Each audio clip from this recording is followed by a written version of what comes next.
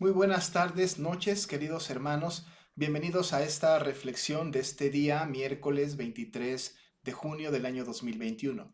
Me da mucho gusto, como siempre, saludarles y tener esta posibilidad de estar conectados a través de nuestras plataformas de YouTube y de Facebook para poder transmitir la meditación de los salmos que hemos empezado desde, pues ya un poco más de un año desde que inició la pandemia y tenemos que estar desde casa. Ha sido un privilegio poder estar haciendo esta transmisión, a poder estar reflexionando sobre los salmos, pues de esperanza, pero también aprovechando para reflexionar sobre todos los salmos. Y ha sido bendición para nosotros, alimento para nuestra alma. Así que bienvenidos a este tiempo de meditación. Es un tiempo breve que ocupamos los miércoles para que tengamos este espacio y tengamos esta posibilidad de alimento sólido por la palabra, especialmente por el Salterio. Así que vamos a dar inicio a la reflexión de este día y antes de esto voy a permitirme hacer una oración pidiendo al Señor su dirección y entonces entramos a la meditación de la palabra. Oramos.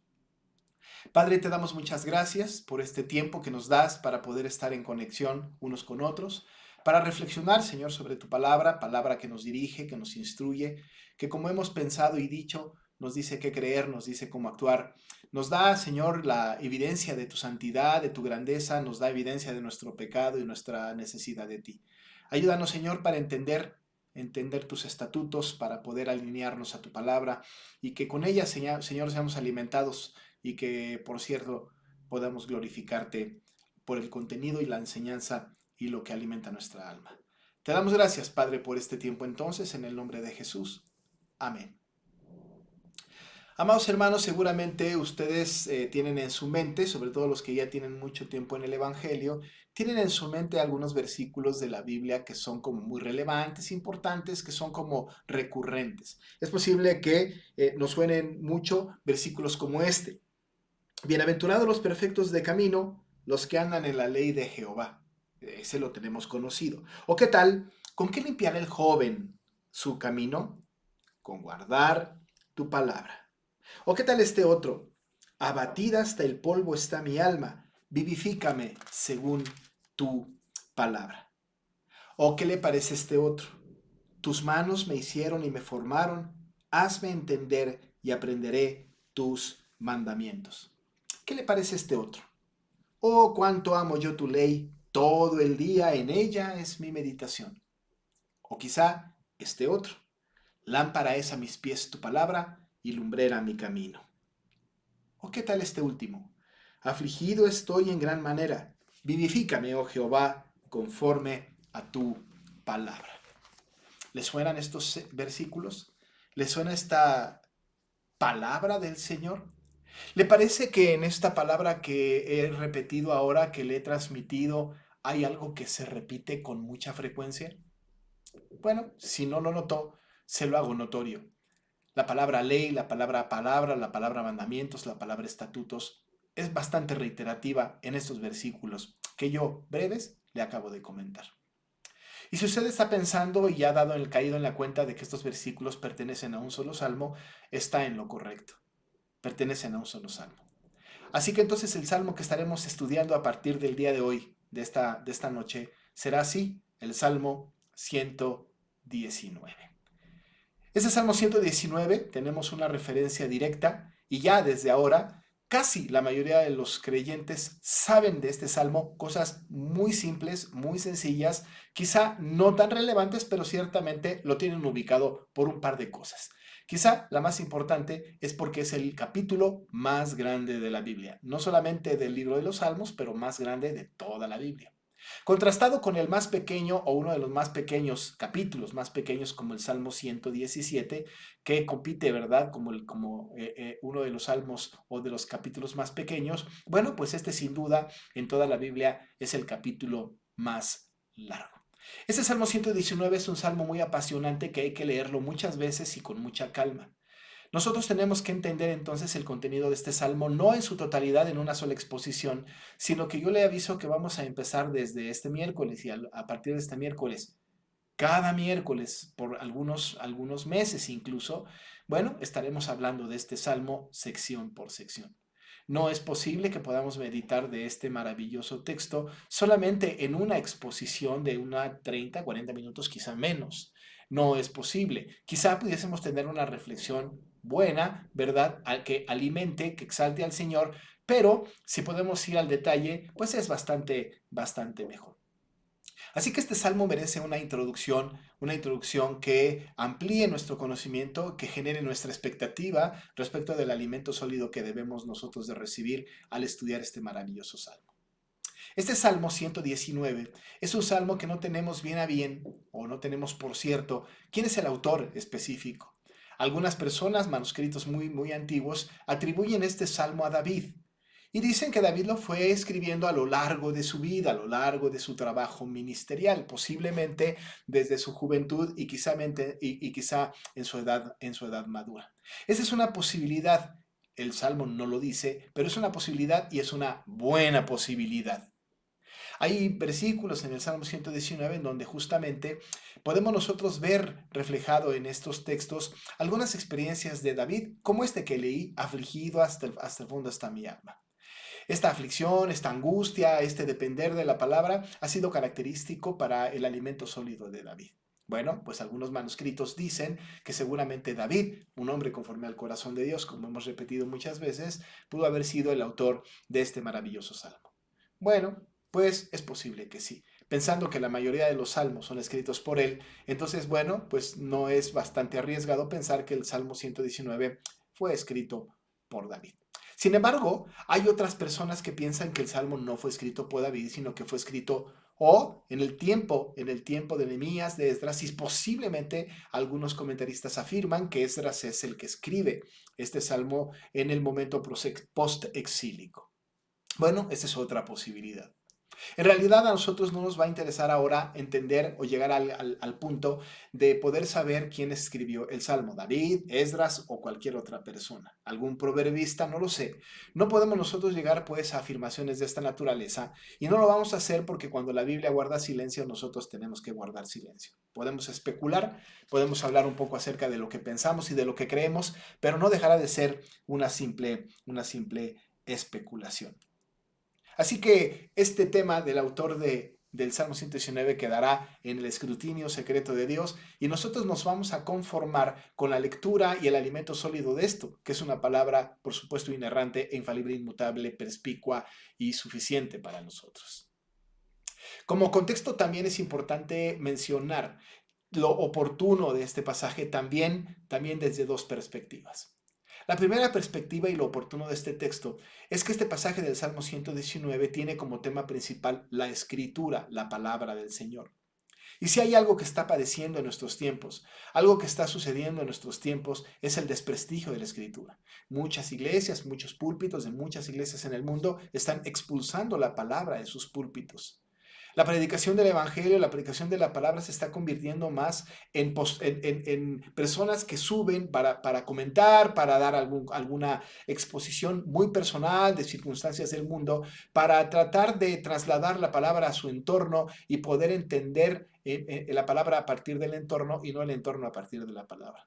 Hay personas que no estudian las escrituras, que no profundizan las escrituras y entonces tienen exposiciones vanas, débiles, incluso algunas hasta heréticas.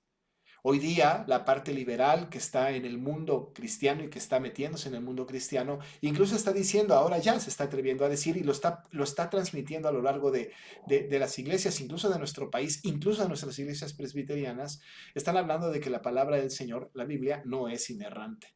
Es decir, que la palabra hierra, que se equivoca. Ponen en duda los milagros de Jesús, ponen en duda la paternidad literaria de algunos libros de acuerdo a lo que nosotros tenemos como concepto de paternidad literaria. Algunos han negado la divinidad de Cristo en cuanto a su encarnación y en cuanto a su resurrección, en fin, porque no creen lo que dice la palabra y entonces la estudian desde una perspectiva más bien científica, lingüística y no tienen un acercamiento espiritual. Esa es la primera razón por la que es bueno que podamos nosotros estudiar este texto que está embebido de los conceptos de la palabra. Muy importante el valor que el autor, sea David o quien sea, le da justamente a la palabra. Pero por otro lado, estamos cerca del mes de agosto y en el mes de agosto generalmente todas las iglesias cristianas celebramos el mes de la Biblia. Y entonces la meditación de este Salmo 119 nos va a abarcar también en agosto, es decir, lo que resta de junio, julio y por supuesto nos va a abarcar también el mes de agosto y posiblemente más tiempo adelante. Así que entonces queda perfecto en el entorno del calendario litúrgico que tenemos, pero por otro lado también en el entorno cultural en donde se está desprestigiando la escritura y bueno, no tenemos nosotros que hacer una defensa dándole palabras a la palabra que no tiene, sino que la palabra misma puede tener elementos suficientes para conservarse exactamente como el Señor nos la ha entregado y que, bueno, que no regresa vacía y que cumple el propósito por el cual el Señor la ha enviado. Ese es el testimonio del profeta Isaías. Así que entonces bajo este concepto y bajo esta definición entramos a la meditación de este maravilloso salmo. Esta noche, en este momento, en esta exposición, haré solamente una breve introducción, una muy breve introducción acerca del libro, que es absolutamente necesario para que el próximo miércoles podamos estar ya meditando sobre los primeros 8 versículos. Así que entonces vamos a ello. Vamos a hacer la breve introducción. Este salmo, que ya dijimos que no estamos seguros si lo escribe David o lo escribe Esdras o lo escribe cualquier otro salmista, ¿verdad? Que no está definido en la escritura, tiene un arreglo muy característico que le llamamos este arreglo como acróstico, ¿no? Ustedes saben los acrósticos. Algunos de nosotros en las escuelas hacíamos acrósticos, algunos muy románticos hacían acróstico con el nombre de la novia, ¿verdad? O con el nombre del novio, ponían cada letra en un renglón y hacían alguna exposición, ¿verdad?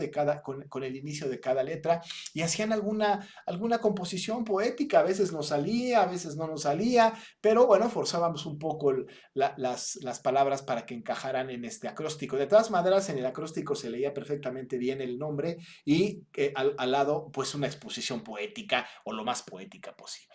Los acrósticos son comunes en la Biblia, sobre todo en la literatura poética, muy particularmente en los salmos, porque los salmos tienen este sentido, algunos de ellos como figura literaria, desde luego que los paralelismos guardan una significación muy importante, pero los acrósticos son como muy importantes en la literatura sapiencial, en la literatura poética.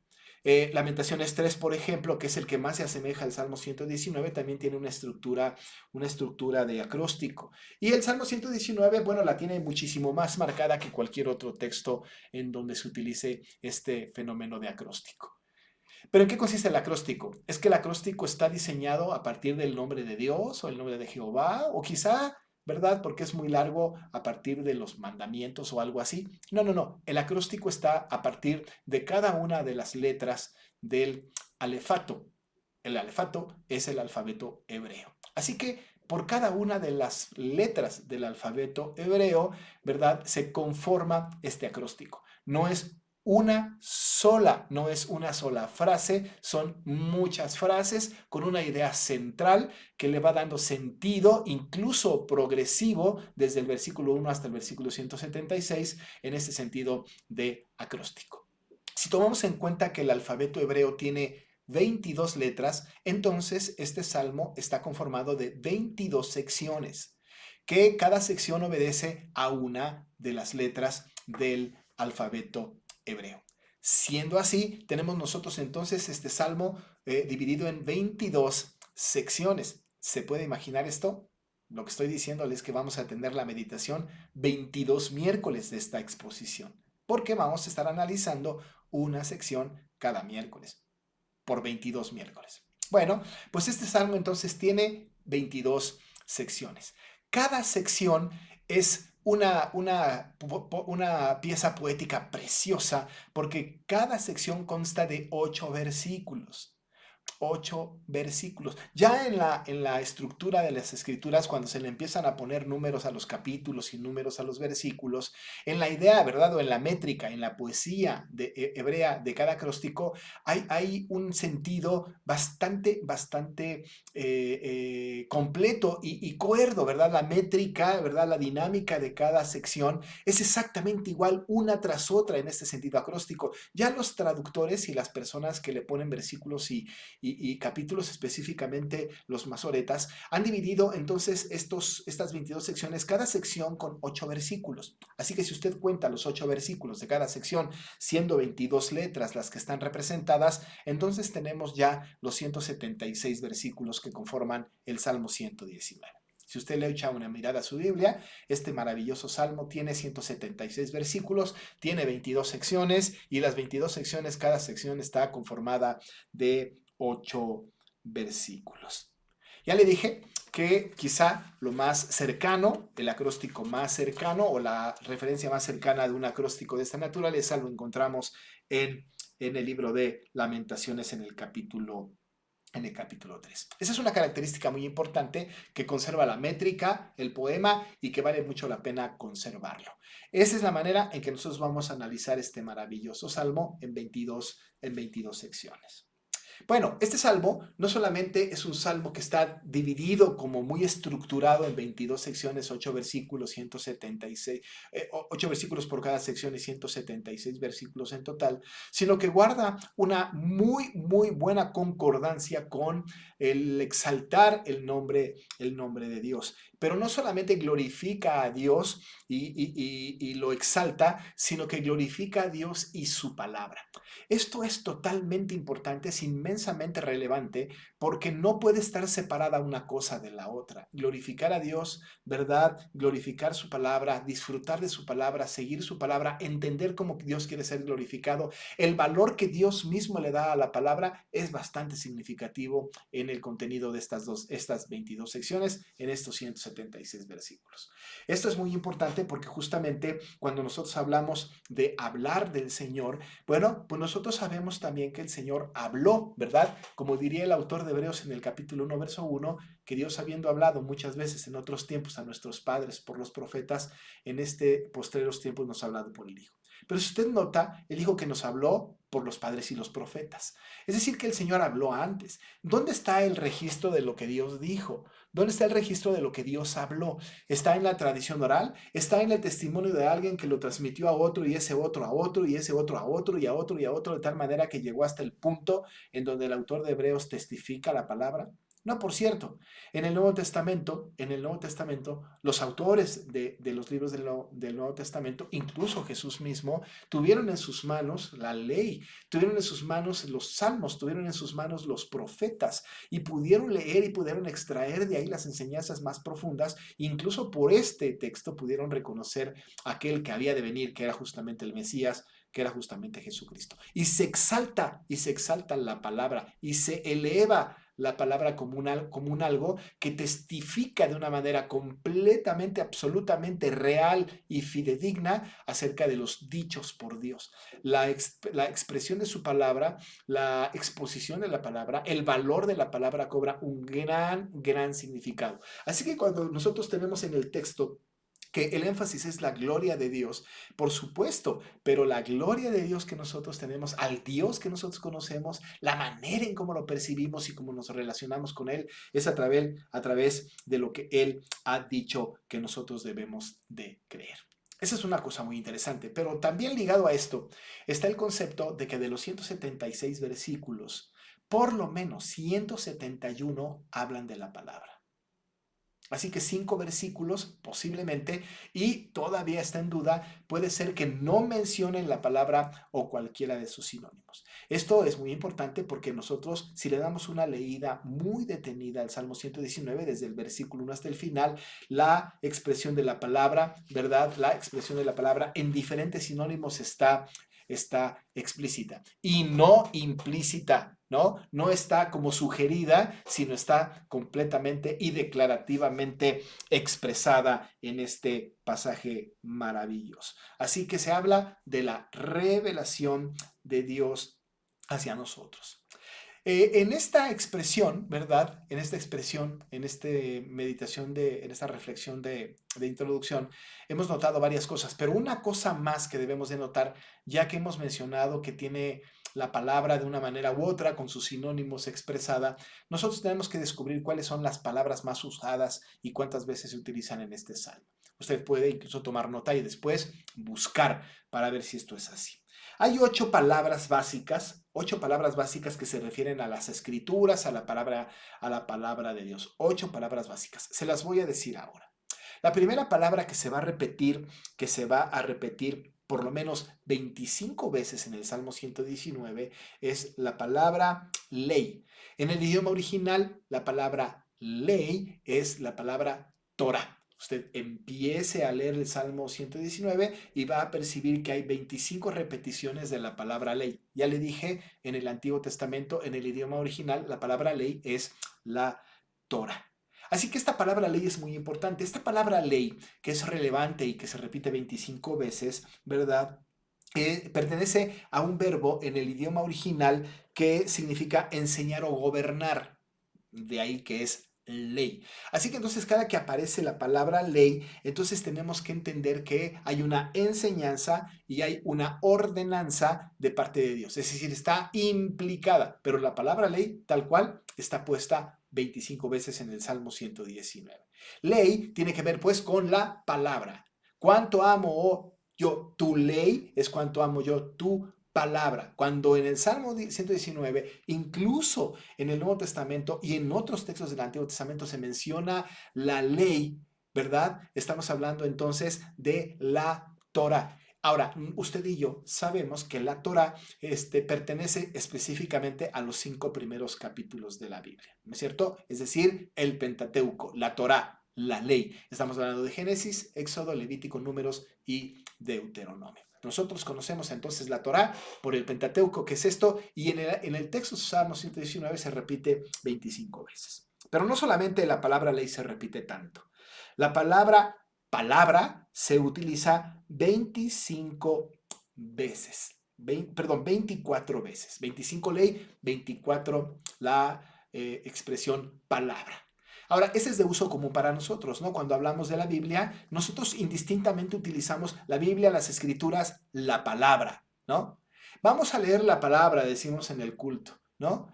Abran su palabra, no sé qué. Entonces, palabra es un sinónimo de las escrituras, es un sinónimo de la Biblia. Y en el Salmo 119 dijimos que ley se repite 25 veces, bueno, palabra se repite 24 veces.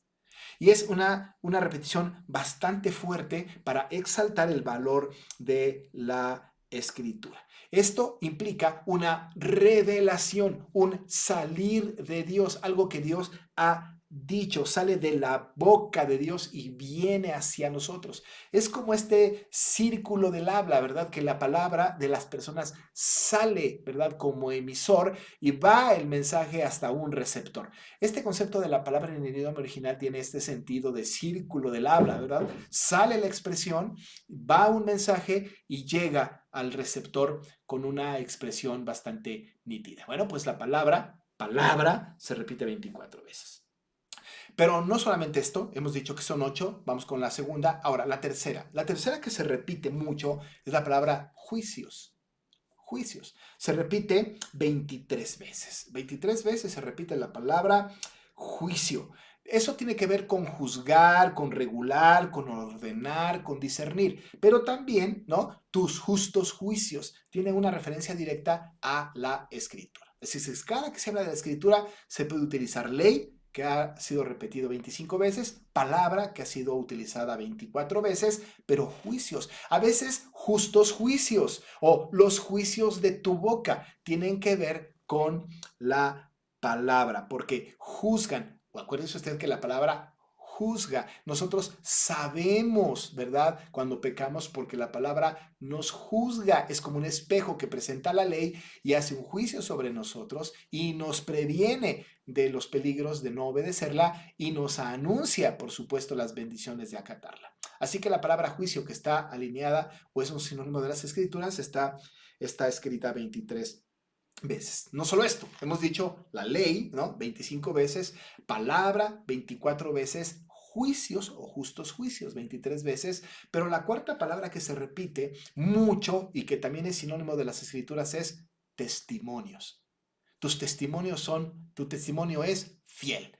El testimonio. Cuando se habla del testimonio, en este Salmo 119 es una referencia directa también a la palabra. Tu testimonio es lo que tú dices que es verdad y que te consta. Bueno, pues Dios hablando en ese sentido, y usted puede revisar todas las veces que se repite, que son 23. Esta palabra está bastante relacionada con el testigo que es el Señor. Y bueno, obedecer sus testimonios significa tener lealtad en los términos del pacto para con nosotros. Así es que también testimonio se repite 23 veces. Pero hemos dicho ley, hemos dicho palabra, hemos dicho juicios o justos juicios, testimonio, pero hay una quinta. Recuerde que son 8. La quinta es mandamientos o mandamiento en singular. Mandamiento o mandamientos. Esta se repite 22 veces. Y nosotros sabemos, claro, que cada que la Biblia habla de los mandamientos de Jehová son rectos, son verdad, ¿no? O los testimonios de Jehová son rectos, son verdad, evidentemente estamos sabiendo que está hablando de las escrituras, pues de la Biblia, ¿no? Este asunto del mandamiento enfatiza la autoridad de Dios sobre nosotros. Cada que es utilizada, ¿verdad? Está utilizada en función de que Dios puede ordenar sobre nosotros. Le da derecho de dar órdenes hacia nosotros. Y se utiliza la palabra mandamiento, ya verán cuando empecemos a estudiar esta palabra, este texto versículo por versículo, sección por sección, como cada palabra tan significativa nos va a decir algo al respecto de Dios y de nosotros mismos. Así es que hemos hablado de ley, de palabra, de juicios, de testimonios, de mandamientos. 5, 6. La sexta repetición, ¿verdad? Mandamiento se repite 22 veces. La sexta es estatutos. Estatutos. Y esta palabra estatutos, que también tiene que ver con la Biblia, se utiliza 21 veces, 21 ocasiones se repite la palabra estatutos, que también tiene que ver con la escritura, ¿no? Este sustantivo se deriva del verbo grabar o inscribir, ¿verdad? Es como que el Señor declara su autoridad y poder al darnos leyes, ¿verdad? Los estatutos son los que están escritos, es la confirmación del pacto, es la confirmación de su dicho. Estatutos tiene que ver con una serie de normas. Y bueno, pues la Biblia es esto, ¿verdad? La serie de normas que regula la vida del creyente. Esta palabra estatutos, que tiene que ver con la Biblia, por supuesto, también se repite mucho, por lo menos 21 veces. Esa es la sexta. La séptima. La séptima es preceptos. Preceptos. Vaya llevando usted la cuenta. Estamos hablando de ley, estamos hablando de palabra, estamos hablando de juicios, estamos hablando de testimonios, estamos hablando de mandamientos, de estatutos, pero la séptima es preceptos, ¿verdad? Tus preceptos. Y cuando se habla de precepto, tenemos que entender que es el precepto, es la escritura, lo que Dios manda en su palabra, ¿no? Se utiliza 21 veces. Es una palabra sacada de la esfera de un oficial o un capataz, ¿verdad? Que es responsable de tomar acción en una situación determinada. Ese es el precepto. Y somos responsables cuando estudiamos la Biblia, pues de tomar acciones determinadas por el precepto de Dios. Así que precepto es otra palabra que sustituye a Biblia, a escritura, y que está repetida 21 veces. 21 veces. Y la última palabra que se repite, que ya la dijimos, mencionamos cuando hablamos de juicios, es justos juicios, ¿no? Justos juicios. La palabra esta de justos juicios también tiene que ver con camino. Así que la octava palabra es esta, camino. Y camino se repite también. Y tiene esta repetición constante por lo menos 16 veces, en donde camino también se refiere a la escritura. También se refiere a la palabra. Todos estos versículos y todas estas partes y todas estas repeticiones tienen que ver con la exaltación a Dios. Algunos comentaristas, algunas personas enemigas de la palabra, por supuesto, dicen que el Salmo 19 está alabando más la palabra de Dios que el Dios de la palabra. Y eso está muy equivocado, porque el originador de la palabra es Dios. Y si nosotros exaltamos su palabra, exaltamos la palabra que viene de la boca de Dios. Así que nosotros estamos alabando al Señor y lo que dice. Respetamos, anhelamos, seguimos y servimos al Señor por lo que dice. Este maravilloso salmo con todas estas expresiones es como un caleidoscopio. Yo me acuerdo cuando era pequeño, ¿no es cierto? Teníamos nosotros estos aparatos, ¿no? circulares y veíamos a la luz, ¿no? Lo poníamos hacia el sol y le dábamos vuelta al aparato y estaba conformado de diferentes cristales con diferentes colores. Cada movimiento del caleidoscopio nos daba una imagen, ¿no? Una imagen, pues quizá uniforme o no, pero nos daba una imagen y nos gustaba mucho, como que era muy lindo. Cada que movíamos el caleidoscopio podíamos revisar una imagen distinta y disfrutábamos mucho con gran cantidad de colores, ¿no? Y de construcciones geométricas incluso que se hacían. Era espectacular, segura, y estamos seguros de que había un espejo adentro, en fin, pero nos daba una imagen maravillosa. Pero lo interesante del caleidoscopio es que no poníamos otros cristales para tener imágenes diferentes, eran los mismos cristales acomodados de manera diferente y cada visión era perfecto, era armoniosa, era hermosa, era deleitosa. Bueno, pues el Salmo 119, ¿verdad? Es un poquito como este asunto del caleidoscopio. Tiene una sensación, hay una imagen preciosa, hay un sentido pleno, hay una construcción perfecta. Lo veamos como lo veamos, lo volteemos o lo cambiemos, lo pongamos de una manera u otra, de todas maneras tenemos nosotros una enseñanza maravillosa y una percepción genial de lo que este Salmo 119 quiere decir. Estudiar este salmo de manera cronológica, es decir, a partir de la Aleph hasta el final, hasta la Tau, que es la última letra, es bastante recomendable. Yo le recomiendo que lo lea completo un par de veces, que lo disfrute, que lo anhele y que pueda percibir en él algunas cosas. Yo le voy a dar un tip para la próxima semana. Tiene que percibir en el salmo dos cosas. Uno, que el salmista es joven.